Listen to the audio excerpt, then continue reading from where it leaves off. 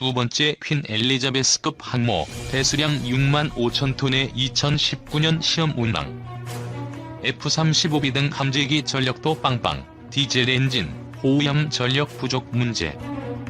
영국의 두 번째 대형 항공모함 프린스 오브 웨일스가 조기 진수됐다. BBC 방송, IHS 제인스 디펜스 위클리 등 영국 언론에 따르면 영국 국방부는 22일 스코틀랜드 로시스 조선소에서 배수량 6만 5천 톤 규모인 퀸 엘리자베스급 항모 2호 함인 프린스 오브 웨일스를 진수했다. 언론은 이 항모의 진수가 내년으로 된 애초 일정보다 앞당겨진 것이라면서 이에 따라 영국 해군이 초도 함인 퀸 엘리자베스와 함께 올해 두 척의 대형 항모를 처음으로 취역과 진수를 하게 됐다고 전했다. 진수와 함께 프린스 오브 웨일스 함은 내년 중반쯤에 발전기와 가스 터빈 엔진 설치와 가동 작업에 들어갈 예정이다. 이 작업이 순조롭게 진행되면 오는 2019년에 시험 운항 단계에 돌입하게 된다. 영국 해군은 7일 퀸 엘리자베스 함을 공식 취역했다. 2009년 건조를 시작한 이래 8년 만이다. 그러나 퀸 엘리자베스 함은 취역식 직전 시험 운항 중에 추진축 가운데 하나가 고장이 낙엽실이 제기능을 하지 못하는 바람에 바닷물이 선체 하부로 유입되는 사고를 일으켜 논란이 됐다. 영국이 해군 강국 부하를 부르짖으면서 차기 해상 전력 주축으로 추진 중인 두 항모는 길이 280m짜리 해상 군사도시에 비유될 만큼 대형이다. 탑재 함재기 전력도 만만찮다. 수직의 착륙 기능을 갖춘 미국제 F-35B 라이트닝 II 스텔스 전투기 26대를 비롯해 치누크 중형 헬기, AH-64 아파치 공격 헬기, A-201 수송 헬기, AW-159 와일드 게다 목적 헬기 등 30여 대가 넘는 함재기를 탑재한다. 또 승조원과 특수 임무에 투입되는 해병대원 등 1,600명이 탑승한다. F-35B 전투기는 오는 2020년 연말부터 탑재될 것으로 예상한다. 402km 반경에서 동시에 1,000대 규모의 선박과 항공기 움직임을 감시할 수 있는 첨단 장거리 레이더 기능도 갖췄다. 작전 반경이 19,000km인 두 항모는 대서양과 지중해 등 영국 해군의 주작전 무대는 물론이고 태평양에서도 활동한다. 그러나 추진 엔진 체계가 핵이 아닌 디젤 엔진 체계로 핵 항모만 운영하는 미국과 프랑스보다 뒤떨어진다는 평가다. 실제로 핵 항모는 50년 주기로 연료를 재보급하면 돼 식량과 탄약 그리고 승조원 공급이 원활하면 사실상 무한정 작전이 가능하다. 반면 디젤 엔진을 단 퀸 엘리자베스급 항모는 1만 해리마다 재급유를 해야 해 작전 능력에서는 아예 비교되지 않기 때문이다. 두 척의 항모 건조에 투입된 예산이 9조 원대로 애초보다 배나 늘어나는 바람에 항모 방어 등 작전에 필수적인 미사일 구축함과 호위함, 지원함 등 수상함정 수가 부족한 상태로 항모 전단을 구성해야 한다.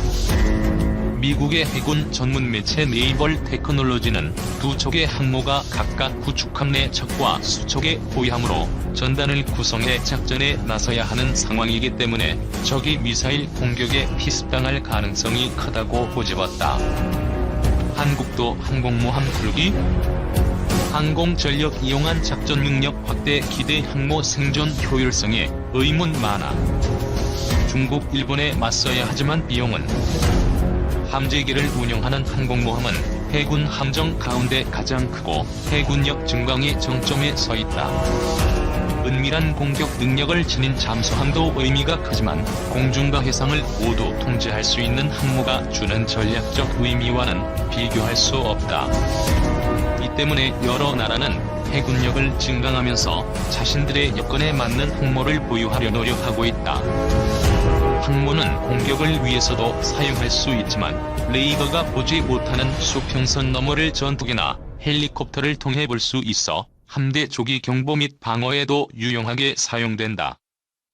하지만 항모는 그 자체를 운영하는 것에도 항공기를 운영하기 때문에 많은 운영비와 인력이 필요하다. 그리고 항모를 보호하기 위한 호위 함대도 필요하다. 그런 이유로 막대한 투자를 감당할 수 있는 나라가 아니면 항모를 제대로 운용하기 어렵다. 단적인 예로 태국을 들 수 있다. 태국은 1990년대 초 스페인에서 만재 배수량 1만 1000톤의 경항모 차크리, 나루야벳을 도입했다. 하지만 예산 문제로 개량 계획도 포기하는 등 많은 우여곡절을 겪었다. 더구나 항모 도입 당시 스페인이 무상으로 제공한 전투기 해리어기도 운용이 불가능해져 항모로서 역할을 하지 못하고 있다. 경함 공모함으로 대양 해군 꿈꾸는 해군. 우리 해군도 머지않아 수건이었던 항모를 보유할 것으로 보인다. 지난 8월 장기 소유 사업으로 만재 배수량 3만 톤급의 차기 대형 수송함에 F-35B와 같은 단거리 이륙, 수직 착륙 전투기 운용 능력을 부여키로 했다. 실질적인 상륙함 겸 경항모를 건조한다는 계획이다. 군은 내년부터 선행 연구를 시작해 빠르면 2020년대 후반, 늦어도 2030년대 초반에는 경항모를 도입할 예정이다. 사출기를 갖추지 않은 경항모에 탑재할 전투기는 실질적으로 F-35B 외에는 없기 때문에 F-35B의 도입 가능성도 커지고 있다. 하지만 아직 F-35B 도입 발표는 이루어지지 않고 있다. 해군은 경항모를 도입하면 주변 해역에서 주변국의 위협에 효율적으로 대응할 수 있고 독자적인 해공군 작전을 펼칠 수 있다고 밝히고 있다. 일부에서는 기피시설인 군공항을 대체할 수 있다면서 경항모를 지지하고 있다. 사실 우리 해군은 오래전부터 항모 보유를 꿈꿔왔다. 우리나라의 항모 보유 노력은 1990년대로 거슬러 올라간다. 김영삼 대통령 시절 해리어 전투기 15에서 20대를 탑재하는 경항모를 2010년대 초반까지 건조한다는 계획을 세운 바 있다. 하지만 이 사업은 결국 무산되었다. 대신 헬기 운용이 가능한 상륙함을 도입하는 것으로 계획이 바뀌었다.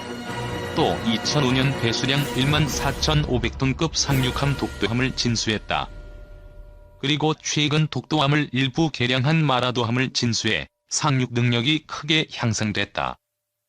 우리 해군의 항모 보유는 중국과 일본의 항모에 대응할 전력이 필요하다는 이유도 들고 있다. 수상함대가 미미한 북한 해군을 제외하고 우리 해군에게 가장 큰 위협은 사실상 중국과 일본이다. 특히 중국은 동중국 해와 남중국 해 일대 대부분에 대한 영유권을 주장하고 있다. 이를 확고히 하기 위해 해군력 건설에 앞장서고 있다.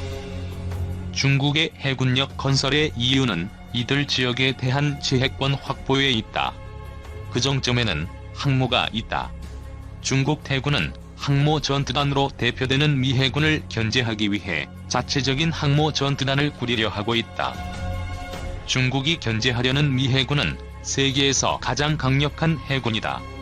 미 해군은 배수량 10만 톤 이상의 대형 핵추진 항모 11척을 보유하고 있다. 지금은 1970년대부터 운용된 니미츠급을 대체할 신형 제럴드 R. 포드급 항모를 건조 중이다.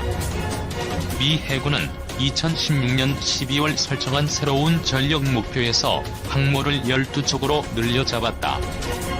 미 해군은 항모 외에도 배수량 4만 5천 톤의 아메리카급과 배수량 4만 1천 톤의 와스프급 상륙함에서도 F-35B를 운용할 예정이다.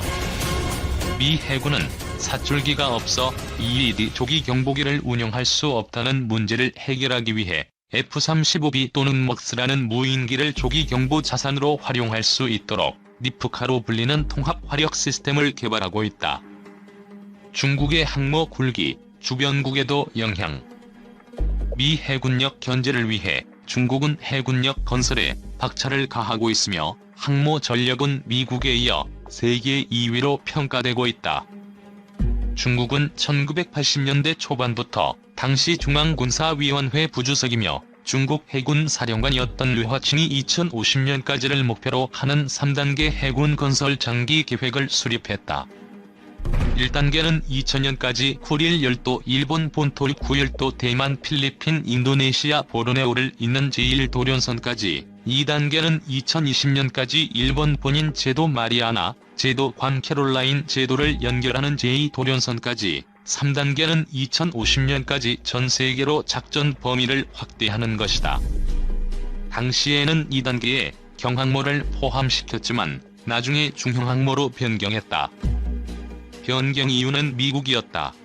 미국은 1996년 대만 위기 당시 중국에 대한 무력 시위를 위해 항모 전투단 2개를 대만 해협에 전개시켰다. 이후 중국은 원거리에서 미국의 개입을 차단하는 것을 목표로 삼았고 이를 위해 항모는 필수적이었다. 중국의 첫 번째 항모는 2012년 취역한 랴오닝이다. 배수량 6만 5천 톤의 랴오닝은 1998년 우크라이나에서 사들인 옛소련 해군의 바리아고를 개조해 만들었고 중국이 개발한 제-15 전투기 24대를 탑재한다. 중국은 랴오닝을 통해 항모에 필요한 지식을 얻었고 2017년 4월 첫 자체 개발 항모 산둥을 진수시켰다.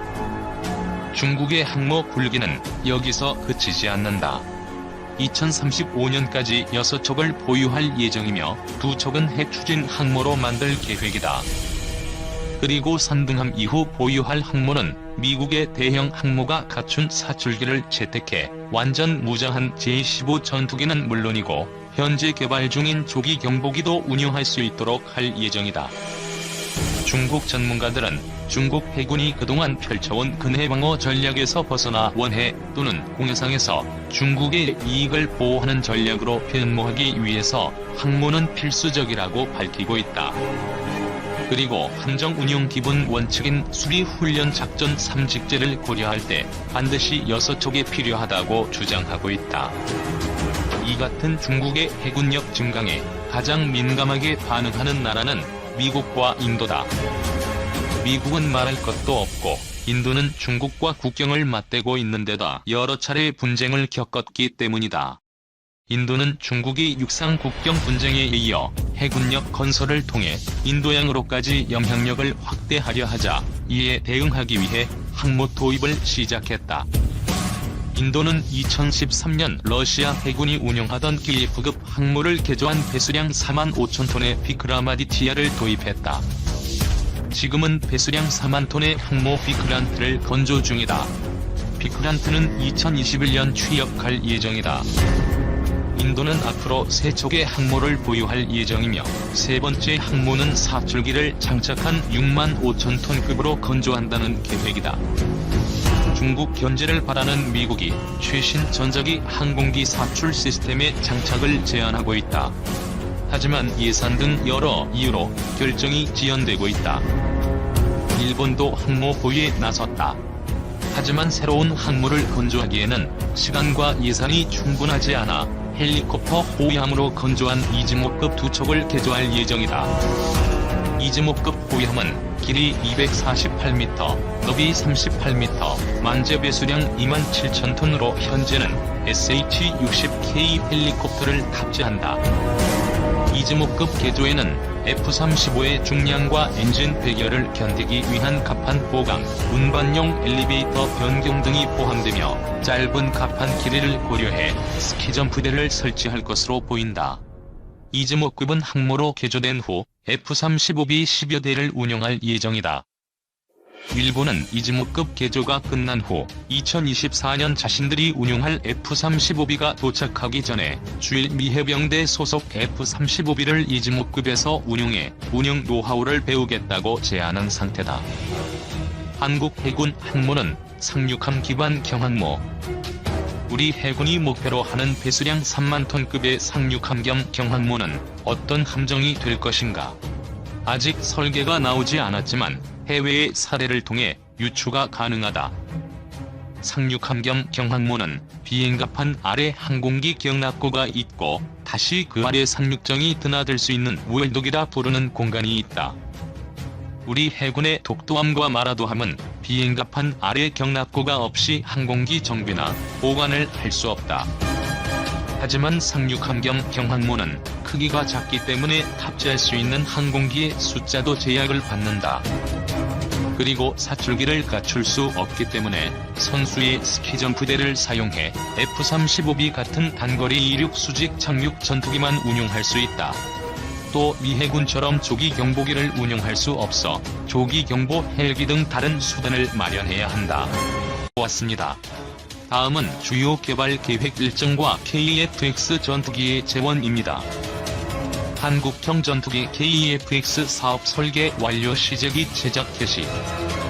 한국 공군의 주력 전투기를 국내 개발하는 한국형 전투기 사업이 시제기 제작 단계로 진입한다. 방위사업청은 최근 열린 한국형 전투기 상세 설계 검토 회의를 통해 군 요구 조건을 설계해 모두 반영하고 시제기 제작을 진행할 수 있다는 점을 확인했다고 26일 밝혔다. CDR은 비용, 일정, 위험 범위 안에서 시제기 제작 등이 가능한지를 공식 확인하는 절차다. 방사청은 공군을 포함한 정부 및 민간 전문가로 구성된 검토위원들이 약 390종의 기술 자료를 검토해 군의 요구사항이 설계에 적절히 반영돼 있는지를 확인했다고 설명했다. 한국항공우주산업이 주관하는 한국형 전투기 체계 개발 사업은 2016년 1월 개발이 시작돼 2018년 6월 기본 설계가 완료됐다. 지금은 세부적인 하드웨어와 소프트웨어의 상세 설계가 마무리되고 부품 제작이 진행 중이다. 사업 착수 이후 3년 9개월간 풍동시험과 주요 개통 모델의 최신화, 분야별 설계와 해석 등을 통해 지속해서 형상을 개선해왔다고 방사청은 전했다. 정광선 방위사업청 한국형 전투기 사업단장은 이제 한국형 전투기 개발은 상세 설계 검토 단계를 성공적으로 통과하고 시제기 제작 및 실험이라는 새로운 도전 과제에 직면해 있다고 말했다. 시제 1호기는 2021년 상반기에 출고된다. 이어 2022년 상반기 초도 비행시험을 시작해 2026년까지 개발을 완료한다는 것이 방사청의 방침이다. 다음 8경기 성남 소재 서울공항에서 열리는 ADX의 실물 크기의 한국형 전투기 모형이 전시될 예정이다. 개발비만 총 8조 8,304억 원이 투입되는 KF-X 사업에는 인도네시아도 공동개발국으로 참여하고 있다. 드디어 한국형 전투기 KF-X 전투기가 시제기 제작의 단계에 들어갔습니다. 그동안 말도 많고 해할도 많았던 한국형 전투기인 KF-X가 시제기 제작 단계에 들어가면서 차질 없이 개발되어가고 있는 것으로 보입니다. 첫 시제기는 2021년에 나오는데 올해 시제기가 제작 단계이기 때문에 당초의 계획대로 KF-X 전투기 사업이 진행된다고 봐도 좋을 듯합니다. 당초에 미국 록히드 마틴에서 핵심 기술 이전을 조건으로 스텔스 전투기인 F-35 라이트닝을 구입했으니 미 정부의 핵심 기술 이전 반대로 핵심 기술 이전 불가를 통보받아서 자체 개발이 어렵지 않나? 하는 우려도 있었으나 이제 시제기 제작 단계로 들어갔다는 것은 웬만한 핵심 기술을 국산화했다는 뜻으로 받아들여도 될 듯합니다. 드디어 우리나라도 자체 제작한 미들급 전투기를 생산할 수 있는 기술력과 역량을 가졌다는 것이 가슴 뿌듯합니다.